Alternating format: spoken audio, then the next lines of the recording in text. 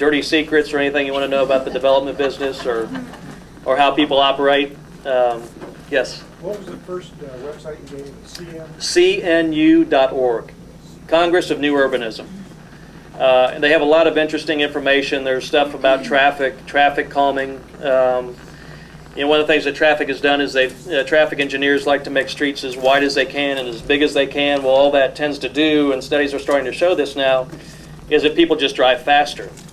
I've been in some subdivisions from the 70s and 80s where it looks like it's you could hold a Grand Prix if you wanted to. And what you really want are tight streets, trees on the side, so that people naturally start to slow down. That's one of the things that there's 1,000 different things like that that are out there and have been researched and they've been proved out. And so it's a real interesting site to get on and kind of whatever the topic is, whether it's landscaping or the look or the style of housing or whatever, you can get on there, research it, and it's got a lot of great information. Anything else? Why don't you repeat the second one that you were talking about, the second website? SmartCodeComplete.com. It's good not to reinvent the wheel. So right. They already have a whole set of rules that would get us 80% there. That's exactly right. And most cities tend to do that. They try to reinvent the wheel for whatever reason. Big cities have lots of money to throw in and big staff, so you tend to get more of a bureaucracy and people wanting to try and get in and create their own thing. At A&M in the Corps, we had this deal where every new colonel that would come in and be a commandant would completely revamp everything because they got to put their stamp on it. But in a small community maybe where people are a little more overworked and you just want to get something and get it going, you probably have a better chance here than you do in any other in most other big cities. Yes? What towns in Texas have you seen that have done a good job with the planning and everything? A lot of new urbanist communities. There's a lot up around the Dallas area, Plano, and some of those others that you wouldn't think of being, everybody says Plano and you think of it as just another big suburb, but they've done a great job of creating, which they kind of create out of thin air, basically a town and a town center and compact development. Leander, which is up just north of Austin, 1,000 homes on 1,000 1-acre lots. On 1,000 acres, you have 1,000 homes maybe on 200 or 300 acres, and that frees up 700 acres to be farmland or whatever else that's important to your community. So there's that. Some of the really innovative things are like development rights swapping. There's conservation easements. If you have old line families that have the farmland around town, they really want to hang on to their farm, but they don't. But they also want to get some economic benefit from it now. Conservation easements allow them to get a certain amount of money for the easement, maintain their farm. They can trade their development rights for somebody else to build something a little bit denser. All kinds of stuff. But Leander's a big one. Getting back to your question, Leander's a big one. Georgetown up north of Austin also has been on the forefront of this.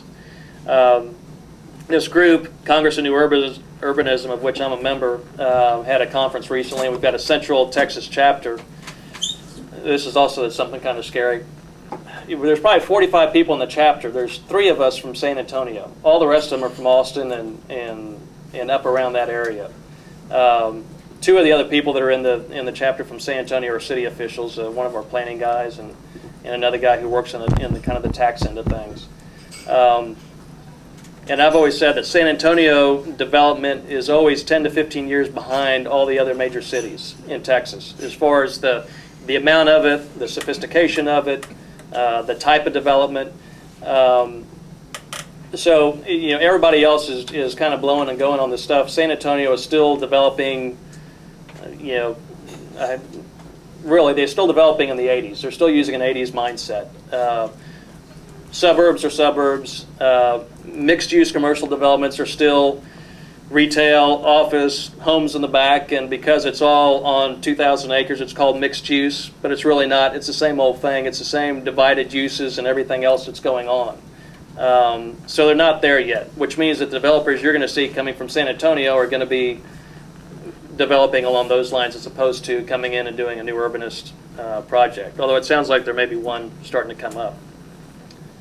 There's another question? Yeah, in 2001, the city of Castroville did a major visioning exercise that the citizens spent over a year and a half pursuing and putting together a plan. Uh-huh. The plan was not set in concrete. It's meant to be addressed on a continuing basis for the city to sort of have direction on where to go. Yeah. And that plan is sitting at the library has copies of the plan, the city council, in the city offices, there's copies of the plan, and the plan is also on the web.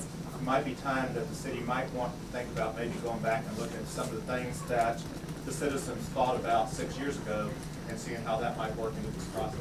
Yeah, and I'm known as being a super cheap guy, and you know, when you say that, my mind thinks, well, how about if we bought a smart code, give this study to you know, one of these guys up from Austin, say, look, we don't have a whole lot of money. What can you do for us in 5 hours at $500 an hour? And I bet he could take smart code, tweak it, and give you some, get it instead of 80% of the way there, get it 95% of the way there, if you're doing it on the cheap.